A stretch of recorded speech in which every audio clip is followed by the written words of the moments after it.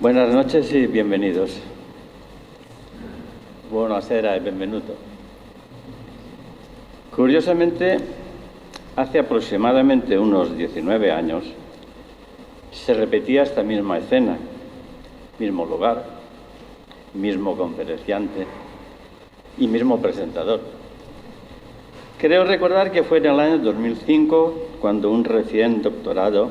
y la Unión se ponían de acuerdo para realizar una conferencia aquí en Cocentaina, que nos sirvió para conocer sobre todo la figura de Antonio Aliprandi, estucador lombardo y cuya obra en esta iglesia podemos contemplar en estos momentos porque nos envuelve. Desde entonces, siempre que la Unión ha requerido su cooperación, hemos contado con ella. Por eso agradecerles su colaboración en estas jornadas. Desde aquella conferencia en esta iglesia, la proyección del conferenciante de esta tarde, don Pablo González Tornel, ha sido meteórica. Nace en Valencia, se doctora en 2005 por la Universidad Politécnica de Valencia, obteniendo la calificación de sobresaliente cum laude y el premio extraordinario de doctorado al año siguiente. En el año 2018 entra a formar parte del profesorado de la Universidad Jaume I de Castellón y en el 2020, tras concurso competitivo, fue nombrado director del Museo de Bellas Artes de Valencia. Ha sido profesor e investigador visitante en diversos centros y universidades españolas y europeas, muchas de ellas italianas, Florencia, Palermo, Roma, Génova, entre otras. Pertenece a asociaciones científicas como el Comité Español del Arte o la Renaissance Society of America y a diversos grupos de investigación a nivel estatal. A lo largo de estos años ha prestado especial atención a la difusión del conocimiento mediante la publicación de los resultados de sus investigaciones en numerosos libros, muchos de los cuales tienen precisamente el arte barroco como tema central. Sus investigaciones también han sido difundidas a través de ponencias en congresos internacionales, participando igualmente en numerosos proyectos de investigación, liderando algunos de ellos. Por último, destacar su actual labor al frente del Museo de Bellas Artes de Valencia, donde ha llevado a cabo, entre otros proyectos, la reforma museográfica en diversos espacios de la institución, lo que ha propiciado, entre otras cosas, una nueva sala dedicada a la pintura flamenca del barroco, la creación de una sala del museo dedicada exclusivamente a mujeres artistas, así como una instalación museográfica permanente de la rica colección escultórica de la institución. También se han incrementado las colecciones mediante adquisiciones de piezas de maestros, alguno tan cercano a nosotros como es el pintor barroco contestano Jerónimo Jacinto de Espinosa, y un sinfín de proyectos más de los que don Pablo González es su impulsor. Le cedemos ahora la palabra a don Pablo González Tornel para que imparta su conferencia con el título, lo pone ahí, Cocentaina 1700, una ciudad para entender el mundo. Con ustedes.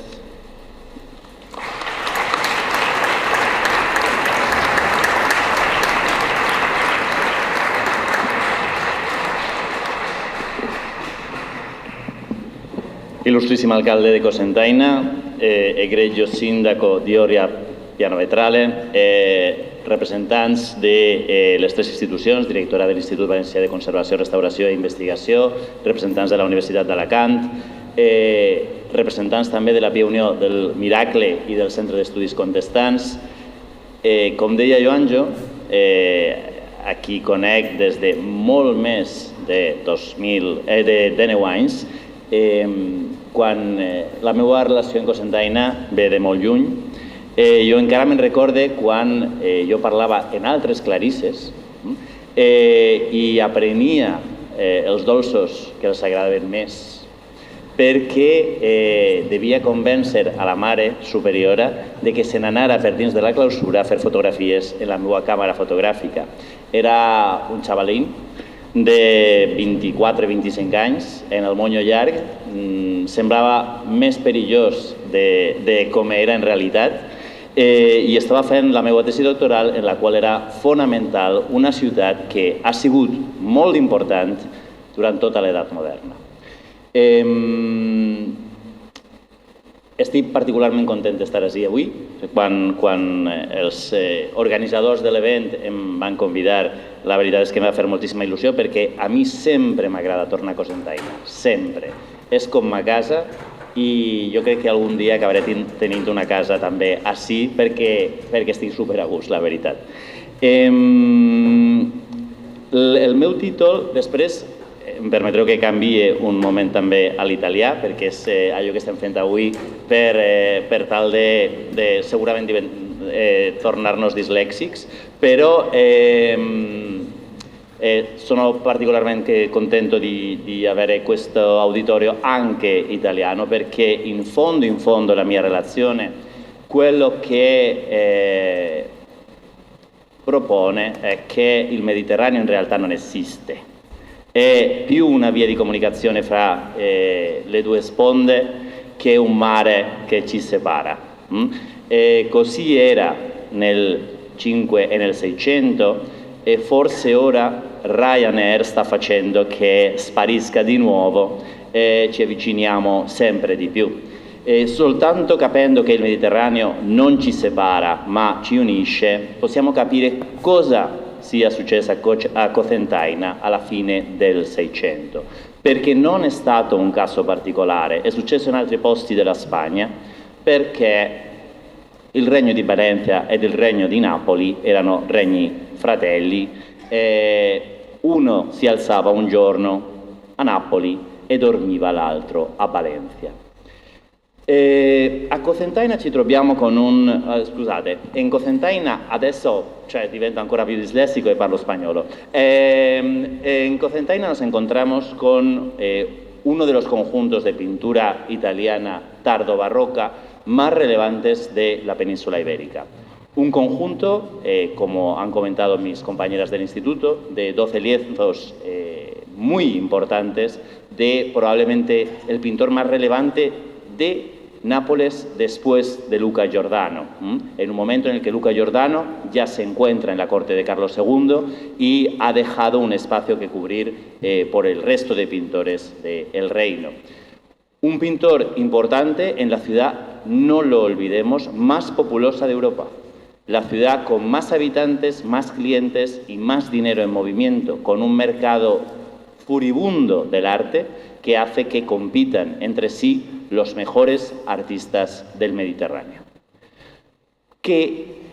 hacen estos cuadros en Cocentaina? Es lo que iremos intentando desgranar y sobre todo intentaré desgranar con ustedes lo que significa de Cocentaina a Valencia y de Valencia al mundo, porque aquello que ocurre en Cocentaina a finales del siglo XVII es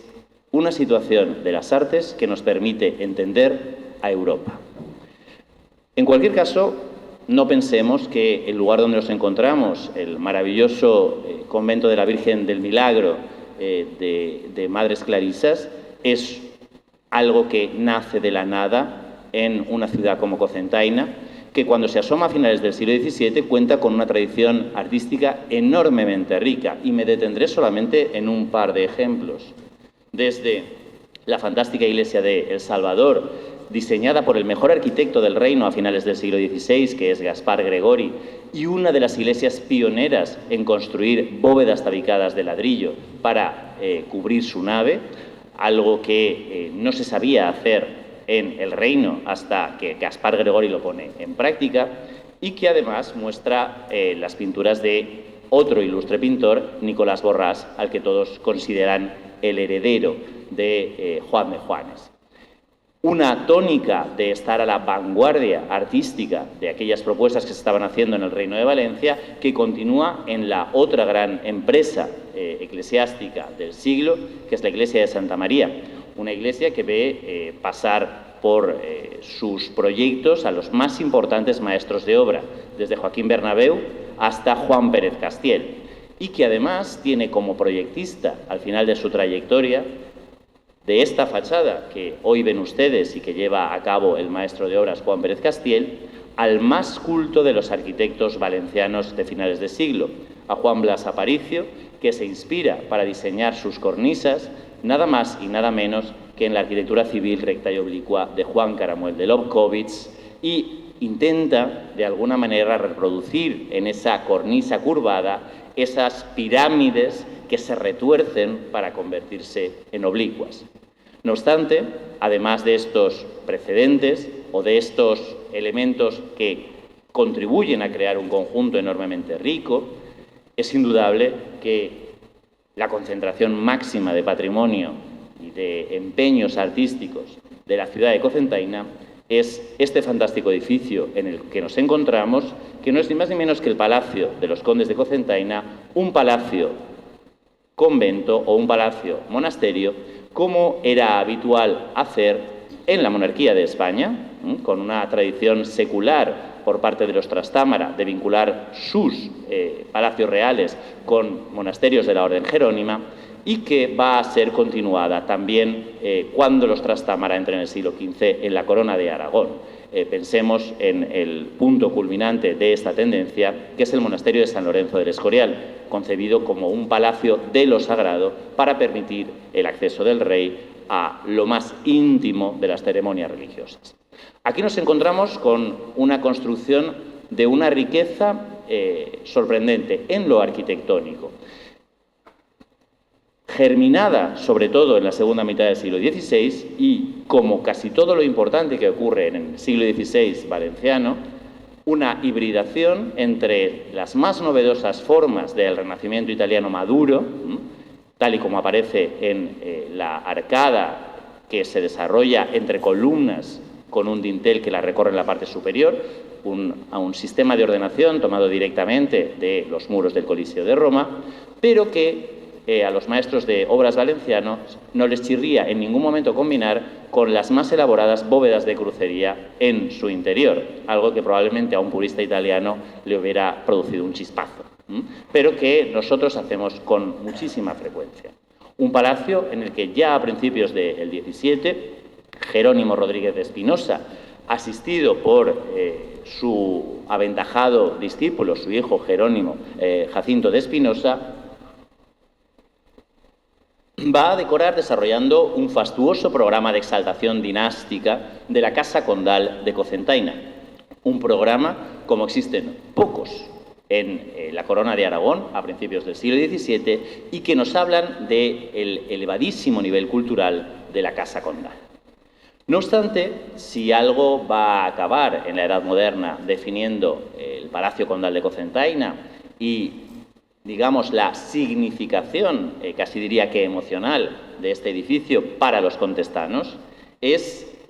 el convento de la Virgen del Milagro, aquel en el que hoy nos encontramos y que ocupa la mitad del edificio del palacio. Un convento que surge a la sombra de un icono milagroso, ese icono que se encuentra a mis espaldas.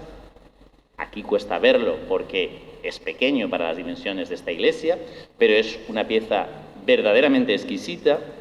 probablemente una obra del pintor Joan Reixac, el pintor más relevante del gótico hispano-flamenco en el Reino de Valencia,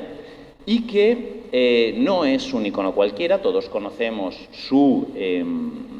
tradición vinculada a las lágrimas de la Virgen y a el carácter milagroso de este icono, pero además este icono reclama desde el inicio ser un verdadero retrato de la Madre de Dios, algo tremendamente importante para entender por qué tenía tanto carisma y por qué se arracimó a su alrededor la devoción de todos los contestanos. Estamos acostumbrados a bregar con Verónicas, pero con Verónicas de Cristo, la más famosa de las cuales se custodia muy escondida en San Pedro del Vaticano. De hecho, es la que motiva la decoración de uno de los pilares del crucero, una de las reliquias principales de la basílica, pero es una reliquia muy polivalente que se multiplica en la cristiandad. No solamente está la de San Pedro de Roma, sino que existen numerosos ejemplares del Mandilion en diversas localidades, sobre todo italianas, e incluso en nuestra tierra contamos al menos con dos imágenes que reclaman ser la Verónica verdadera de Cristo. Una, la de Jaén, y otra bastante cercana, la Santa Faz de Alicante, cada una con sus propias historias que narran cómo se convirtieron en catalizadores de la devoción de un territorio. No obstante, si bien estamos acostumbrados a trabajar con Verónicas de Cristo, porque todo el mundo conoce la leyenda evangélica de esa mujer llamada Verónica, que enjugó la cara de Cristo y en cuyo paño se quedaron milagrosamente marcadas sus facciones, también existe una tradición ancestral de Verónicas de la Virgen, la más importante de las cuales es la Salus Populi Romani, custodiada en Santa María la Mayor de Roma. Esta imagen reclama, como todas las Verónicas de la Virgen, una curiosa historia, que es haber sido pintada por el propio apóstol San Lucas, patrón de los pintores. En el caso de la Salus Populi Romani, que como ven ustedes es una Virgen con el niño en brazos, parece una tarea verdaderamente difícil, porque pensemos que Cristo tenía la misma edad que San Juan, de manera que a San Juan le debió costar pintar este momento de la vida de la Virgen. Sin embargo, hay otra tradición de Verónicas de la Virgen, que es la que se relaciona con nuestra fantástica Virgen del Milagro. Y es una tradición netamente valenciana. En el relicario de la Catedral de Valencia, el relicario más prestigioso del reino, se conserva una imagen monócroma del rostro de la Virgen, la que ven ustedes a su izquierda, dentro de un relicario tardogótico excepcional de Bartomeu Coscolla, que, donada por Martín el Humano a la sede episcopal de Valencia, reclama ser un dibujo realizado a mano alzada por el propio San Lucas del vivo de la Madonna. A partir de esta imagen, en el Museo de Bellas Artes de Valencia se conserva, la vimos juntos el otro día, la Verónica de la Virgen, pintada por Gonçal Peris. Detrás de nosotros hay una un poco posterior, probablemente de la mano de Joan Rixach, y esta tradición de Verónicas de la Virgen llega hasta Juan de Juanes, de quien conservamos también varios ejemplares. En torno a este icono milagroso que reclama su carácter de verdadero retrato, de vera efigies de la Madre de Dios, se articula el Convento del Milagro. Un convento que es intervenido antes de 1670, cuando se realiza la solemne traslación de la Virgen a su nueva casa. Esta ceremonia de traslación, como ocurre casi siempre que se realiza la traslación de un icono o de una reliquia milagrosa después de una razón que ha motivado su desplazamiento de su lugar habitual de culto, supone de alguna manera una refundación de esta casa. De manera que va a servir de acicate para que los contestanos y muy particularmente los condes de Cocentaina pongan todo su empeño en hacer de esta casa un lugar excepcional. Aquí le debemos mucho a don Francisco de Benavides Dávila y Corella, con una enorme cantidad de títulos, no solamente conde de Cocentaina, sino que sobre todo marqués de las Navas, que es el título probablemente más relevante que atesora, durante cuyo condado es cuando se acometen las reformas o las intervenciones más relevantes que dan la importancia internacional a este edificio y por las cuales nos encontramos aquí hoy. Este caballero, como saben ustedes, es virrey de Nápoles, una de las mayores dignidades a las que podía optar la nobleza española en el siglo XVII, una de las que aportaba mayores ingresos a aquellos que la ocupaban, y es el responsable, durante su condado, de la recalificación del entorno de esa imagen que había sido solemnemente trasladada a su nuevo altar en 1670. Contamos fundamentalmente con dos intervenciones levemente separadas en el tiempo. Por una parte,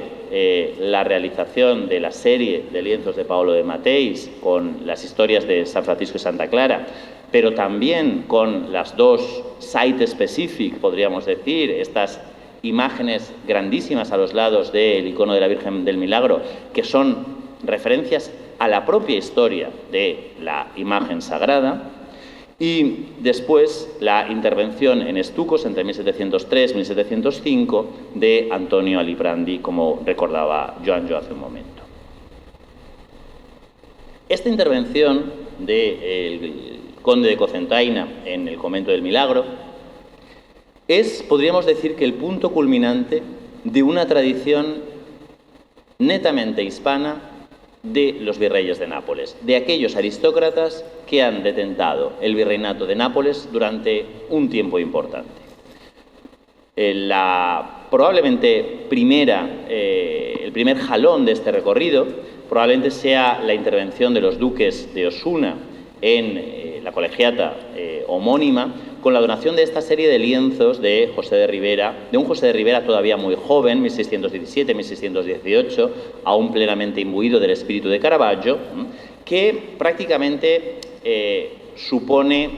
no tiene mucho que ver con esta intervención en Cocentaina, y les explico. Es una compra de lote de obras de José de Ribera que se donan a la colegiata de Osuna, donde tienen su enterramiento los duques, pero que no están pintadas para la colegiata de Osuna de manera específica. Algo más parecido a lo que ocurrirá más adelante en Cocentaina es lo que ocurre en las Agustinas de Salamanca, cuando el conde de Monterrey se encarga de articular toda la escenografía de la cabecera de este convento de las Agustinas, también un convento femenino, aunque inicialmente estaba pensado para el convento de las Úrsulas, pero Monterrey cambia de idea en el último momento. Aquí se encarga la arquitectura del altar mayor a Bartolomeo Picchiatti. Cosimo Fanzago es el autor del retablo y de los sepulcros, también con Giuliano Finelli, y es el mismo José de Ribera, pero en una etapa mucho más avanzada de su producción. Vean aquí cómo se ha aligerado notablemente su pintura y se ha liberado de ese claroscuro tenebrista de los primeros años. Pero, además, una cosa curiosísima, hace poquísimo tiempo se descubrió que este conjunto, que parecía totalmente un site-specific, diseñado por los arquitectos, construido por los marmolistas, pintado por José de Ribera, incluía alguna sorpresa, porque a veces no hay que dar las cosas por sentado, y como decía Rossi primero, y recordaban las restauradoras, obviamente esto se pensaba que era Paolo de Mateis, pero gracias a las pruebas diagnósticas se ha podido cerciorar uno de que es Paolo de Mateis. Pues en el caso del altar de Salamanca, todo el mundo dio por sentado que todo era Ribera, hasta que alguien se acercó y lo miró un poco más en serio y se dieron cuenta de que casi todo es Ribera, pero que el conde de Monterrey además había colado un Rubens, como quien no quiere la cosa, que llevaba allí 300 años esperando a que alguien reclamara esa nueva paternidad. Más adelante, y seguimos siempre con, digamos, el auténtico maestro por excelencia de la escuela napolitana en cada uno de los momentos, porque eso es lo que hacen los virreyes de Nápoles, recurrir siempre al mejor pintor de la ciudad. Cuando, en este caso, Gaspar de Bracamonte, el conde de Peñaranda, para el convento de Peñaranda de Bracamonte, recurre al que va a suceder a José de Ribera al frente de la escuela napolitana, que es Luca Giordano, y encarga toda esta serie de lienzos para ese convento de su iglesia gentilicia, de alguna manera. Con esto llegaríamos hasta la Virgen del Milagro, en la que nos encontraríamos con un conjunto mayor que el de cualquiera de los precedentes. 12 lienzos, pero además 12 lienzos que tienen todos ellos la consideración de site-specific, es decir, están hechos para este lugar. No son compras de lienzos cualesquiera, sino que, si se fijan, parecen difícil que hayan sido realizados más a medida de cómo se ubican en la nave, en la cabecera y en las capillas de esta nave. No obstante, para acabar de entender este lugar, es necesario también enlazar la intervención pictórica con una intervención que también califica esta iglesia, y que es este fantástico, no sé cómo queramos llamarlo, altar, dosel, baldaquino, transparente, todo lo que a uno se le pueda ocurrir, que Antonio Aliprandi supo incluir en un espacio de apenas unos metros. Detrás de mí se encuentra una de las creaciones barrocas en estuco más importantes de España, sin duda, de uno de los maestros del trabajo en estuco más importantes de los que trabajaron en la península ibérica a finales del siglo XVII y principios del XVIII. Y esta conjunción de pintura y estuco, de imagen figurativa y decoración, de trabajo de la escultura y trabajo bidimensional, hacen de la cabecera del Milagro de Cocentaina un lugar excepcional que, a partir de Cocentaina, explica toda una época. Y ahora hago un viaje atrás en el tiempo para, con Joanjo, retrotraerme a la lectura de mi tesis, que fue esta, Adorno arquitectónico y arquitectura en la Valencia de 1700, y donde, si se fijan, aparecen 3 dibujos en portada, y como no conservamos el dibujo de Antonio Aliprandi para la realización del transparente de la Virgen del Milagro, pues hicimos una reducción a mano alzada que ven ustedes a su derecha, de esa paloma que desciende desde lo alto en la cabecera de esta iglesia. Este momento especial que se vive en Valencia, en Cocentaina, en la corona de España, que incluye este lado del Mediterráneo y el otro, y en toda Europa, es un momento muy singular para nuestra tierra, que se explica probablemente a través también de una iglesia, pero ahora vamos a desplazarnos a Valencia. La iglesia de San Juan del Mercado, o Santos Juanes, que probablemente ustedes conocerán, y que tiene mucho que ver con lo que está ocurriendo de manera contemporánea a su reforma en la iglesia del Milagro de Cocentaina. Esta parroquia, que se encuentra en el barrio de la Boatella, es la parroquia más rica de la ciudad, porque es la que tiene como feligreses a los mercaderes, por lo tanto los que dejan mejor cepillo, indudablemente. Y es un templo que, como buena parte de las parroquias, de las 8 parroquias históricas valencianas, es un buque gótico, cubierto con tramos rectangulares de bóveda de crucería, pero que a partir de 1692, sin perder su estructura gótica, experimenta una transformación que lo va a convertir en una de las fantasías barrocas más delirantes que nunca habían existido en este reino. Aquí, de nuevo, se mezclan elementos muy distintos. Por un lado, tenemos la pintura mural de la mano de Antonio Palomino, un colaborador asiduo de Antonio Aliprandi en Valencia, por cierto, que realiza las pinturas de los 600 metros cuadrados de la bóveda de la nave y también del presbiterio, aplicando además un programa iconográfico perfectamente detallado que se preocupa de publicar 2 veces, una en su tratado El Museo Pictórico y Escala Óptica y otro en un folleto que se estampa en Valencia y que se distribuye para que la gente pueda ir a la iglesia y tener una especie de libreto de mano que le enseñe lo que pone. Pero además, si se fijan, una reforma que empieza en 1692, se empieza por la pintura, y en 1695 la Junta de Fábrica dice: quietos paraos. De cornisa hacia abajo, que el pintor no pinte nada, que vamos a hacer otra cosita. Y la otra cosita que hacen es lo que ven ustedes a su derecha, que es una fantasía de estuco tan importante como la que tenemos a nuestra espalda. Una fantasía de estuco que en Santos Juanes se expande hasta la fachada de la iglesia, en esta fantástica Virgen del Rosario, y de la que son responsables 2 artistas: el imaginero cremonés Giacomo Bertesi y el estucador lombardo Antonio Aliprandi, nuestro protagonista. Este conjunto, y aquí me permito una pequeña digresión, fue completamente destruido durante la Guerra Civil. Fíjense cómo quedaron tanto las esculturas de Bertesi y Aliprandi como las pinturas de Palomino. Fue terriblemente restaurado en posguerra en el taller de los Gudiol en Barcelona. Era mejor verlo de lejos. Y ahora, gracias a la Fundación Hortensia Herrero, está en proceso de recuperación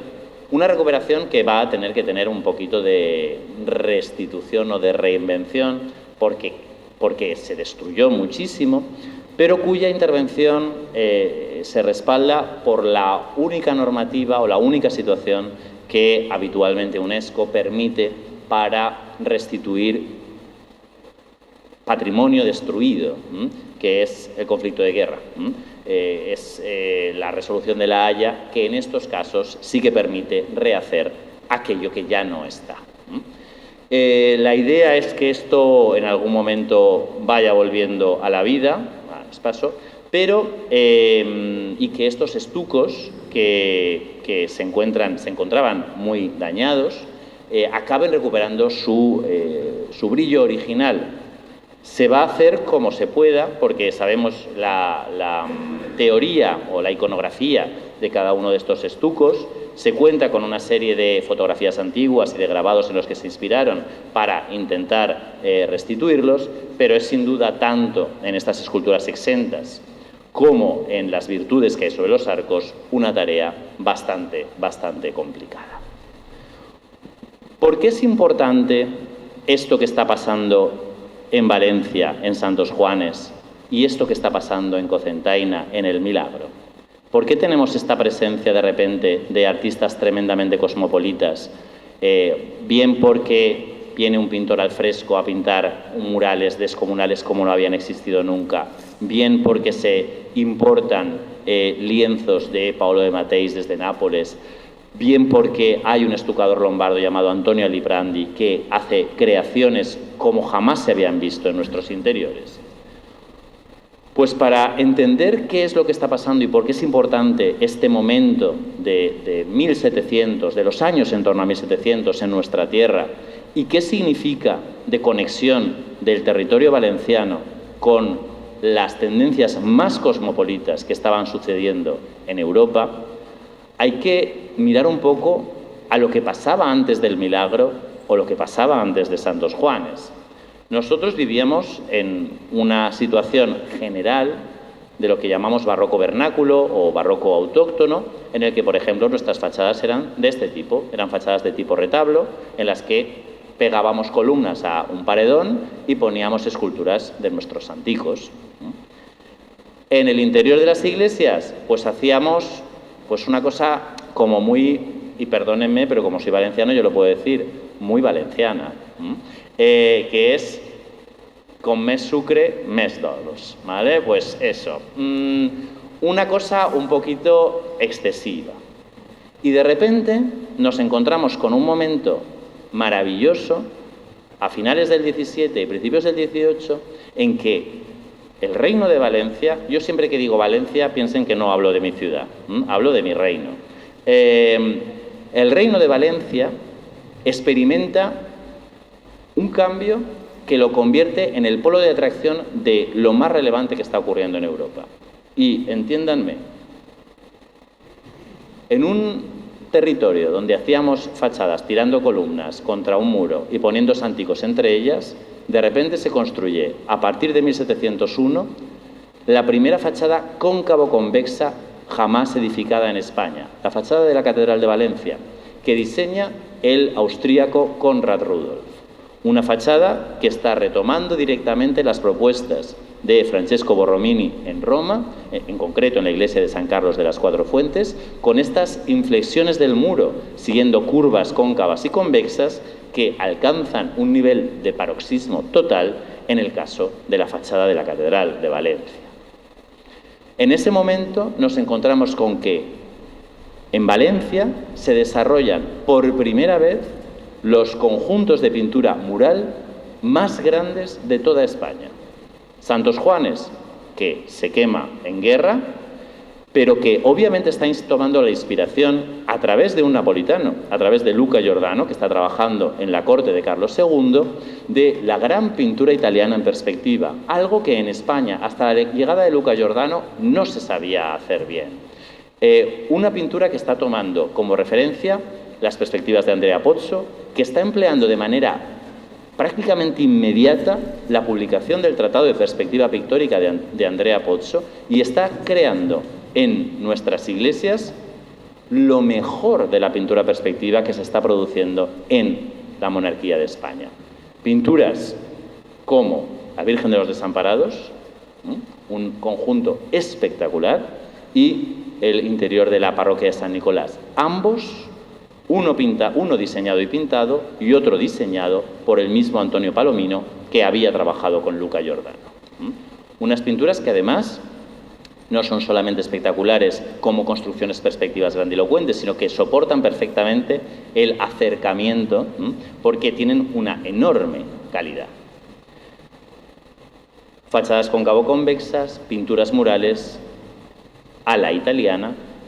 y esta fantástica aparición del estuco, que es el mismo que emplea Antonio Alibrandi en el altar de la Virgen del Milagro. No se trata solamente de que contamos con un estucador lombardo que maneja a la perfección un material dúctil que hasta el momento en el reino solamente se había utilizado para hacer decoración pequeñita y que es capaz de hacer con ese material todo, desde imitación de textiles a esculturas de ángeles de bulto redondo, a la imitación de cualquier material, mármol, lo que haga falta, porque es un verdadero maestro, sino que además las composiciones que emplea Antonio Alibrandi no son composiciones solamente decorativas, son composiciones de un cultismo enorme, que muestran que este artesano del estuco está importando a Cocentaina y a Valencia las novedades más relevantes de los centros productivos más importantes, como es el caso de Roma. Por ejemplo, esta composición que ven ustedes en el interior de Santos Juanes, pues dirán, pues ha desparramado cosas por la pared, pero no ha desparramado cosas por la pared. O sea, lo que ha tomado es, si se fijan encima del arco, aparecen óvalos pictóricos flanqueados por esculturas de virtudes, que en este caso narran la vida de los Santos Juanes. Esto está tomado directamente de los estucos bastante anteriores de la iglesia de Santa María in Vallicella, en Roma, donde, con un proyecto inicial de Pietro da Cortona, se realiza todo un programa de estuco y pintura destinado a convertir la arquitectura en una arquitectura parlante, llena de figuras que cuenten historias. Tampoco las esculturas que ven ustedes aquí apoyadas en los pilares y que en el caso de Santos Juanes son las tribus de Israel, son una invención de Antonio Alibrandi. Están tomadas a partir de la invención de Francesco Borromini en San Juan de Letrán para el jubileo de 1650, de la enorme difusión que alcanza en Italia la situación de esculturas exentas en los pilares de la nave de las iglesias, de nuevo con el mismo objetivo que esos medallones: convertir la arquitectura en una arquitectura parlante que transmita contenidos, ideas, emociones y doctrina. Todo eso de la mano de este señor que, formado en el norte de Italia, trabaja en Viena y que aparece en Valencia en 1695 y en Cocentaina a partir de 1703. Un señor que, como les decía, es capaz, con el estuco, de hacer todo. Hacer lo que vemos detrás, hacer Santos Juanes, pero realizar también este revestimiento de la capilla de San Pedro en la Catedral de Valencia, donde nos muestra cómo, con estuco, si se sabe, se pueden realizar hasta flores. Y se pueden crear guirnaldas florales que reproducen a la perfección especies florales reales, desde rosas a margaritas a azucenas que un botánico puede reconocer. Un escultor que es capaz de crear esculturas exentas, pero también de, ¿por qué no?, imitar un textil anudado con una cuerda, con una caída que reproduce la de una estofa verdadera. Y un curioso estucador que además probablemente estuvo vinculado con... Saben ustedes que a finales del 17, principios del 18, esta tierra vive un momento un poco particular. Estamos aquí decidiendo si Austrias o Borbones. Y probablemente Antonio Alibrandi, probablemente no, con toda seguridad, se vincula con el candidato Habsburgo, con el candidato austríaco, y es el autor de un edificio desaparecido en Valencia, el Huerto de Pontons, que era con toda seguridad el salón del trono del archiduque Carlos en nuestra ciudad. Todo este recorrido que él realiza en Valencia culmina en Cocentaina. Y Cocentaina lleva al máximo esa idea del dosel textil que él había utilizado en otros lugares, de la capacidad que tiene por el dominio del estuco para reproducir cualquier material que se le ocurra, y eso es lo que vemos aquí. Pero lo que vemos detrás nuestro no es solamente una pantalla decorativa que actúa como un baldaquino sobre la Virgen del Milagro. Él participa en toda la definición del espacio, de ese camarín que alberga la Virgen del Milagro, y es también el autor de los estucos que hay dentro del camarín y de la ideación de cómo se expone en lo arquitectónico la Virgen del Milagro. Porque lo que nosotros tenemos no es una pantalla decorativa, lo que nosotros tenemos es un transparente. Es decir, la fabricación de una escenografía en la que la pintura representada por la Virgen del Milagro, rodeada por esculturas que son las creaciones de Antonio Aliprandi, introduce el elemento de la escenografía total, aquel que da casi su seña de identidad a lo que se conoce como bel composto, la entrada de lo intangible, la luz. Antonio Aliprandi horada la cúpula del camarín de manera que en determinados momentos del día la luz del sol incida directamente a través de esa ventana y, por un lado, ilumine el icono de la Virgen del Milagro, pero por otro lado nos haga percibir que la paloma del Espíritu Santo, que se recorta contra una ventana ovalada que se abre al camarín, aparezca ante nuestros ojos rodeada de la luz del Espíritu Santo que está entrando en la iglesia. Y señores, esto vuelve a ser muy culto, pero muy, muy culto. Tan culto como que está reproponiendo con un lenguaje completamente diverso la gran creación de transparente, que es el transparente de la iglesia de San Pedro del Vaticano, creado por Bernini en torno a 1650, medio siglo antes, y que se combina en la Basílica del Vaticano, ese transparente con un baldaquino de bronce que es el que cubre la tumba de San Pedro. Dos elementos a gran distancia entre sí. En San Pedro aparecen en la Virgen del Milagro reunidos en este ábside un gran baldaquino textil que cubre al icono milagroso de la Madre de Dios y un transparente luminoso que hace que el Espíritu Santo bendiga este icono y descienda sobre los fieles que se acercan a orar a él. En conjunto, este presbiterio del Milagro de Cocentaina resume todas las investigaciones de Antonio Aliprandi que acaban aquí, en esta ciudad, porque después de esculpir para las Clarisas del Milagro todo el conjunto del presbiterio y alguna cosita más dentro de la clausura, porque hay unas pinturas en el comulgatorio nuevo y algunos estucos en el huerto, no va a quedarse. Antonio Aliprandi vuelve a Viena después de la Guerra de Sucesión y se queda allí trabajando para el emperador a partir de 1707. Pero, y esto sí que está un poco por trabajar, hay un eco evidente de Cocentaina en el Reino de Valencia y basta acercarse a el camarín de la Virgen del Niño Perdido en Caudiel. Es realizado entre 1701 y 1704, dicen. La Virgen del Remedio de Utiel, de los años 20 del siglo XVIII, o el retablo original de José Artigues para la iglesia de Santa María de Elche, para darse cuenta de que esto que tenemos aquí detrás impactó más de lo que pudiéramos pensar a simple vista sobre la vida artística de este territorio, prolongándose el impacto hasta bien avanzado el siglo XVIII en una de las creaciones en estuco más delirantes que uno pueda imaginar en la iglesia de San Andrés de Valencia.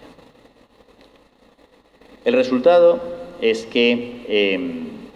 los lienzos de Paolo de Mateis, acompañados de los estucos de Antonio Liprandi, nos hablan de una realidad, la de la península ibérica del siglo XVII, de 1700, la Valencia de 1700 y la Cocentaina de 1700, que es capaz de explicar todo este entramado de relaciones artísticas entre este lado del Mediterráneo y el lado italiano, y de cómo ese intercambio de pinturas, pintores, estucadores e ideas era mucho más frecuente de lo que nos han querido contar. Y que esta ciudad no merece que se la llame pueblo, sino ciudad, porque fue capaz, entre 1696 y 1705, de convertirse en un centro del mundo capaz de explicar lo que estaba ocurriendo en Europa, tanto como cualquier capital europea. Así que aprendamos a valorarlo y que siga el empeño de los contestanos y las contestanas por recuperar este patrimonio y ponerlo cada día más a disposición de todas y todos. Muchísimas gracias.